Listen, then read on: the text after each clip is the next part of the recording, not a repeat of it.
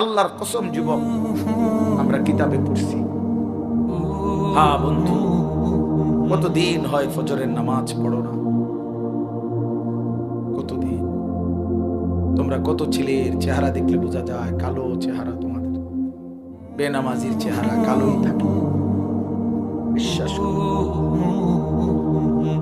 আহ,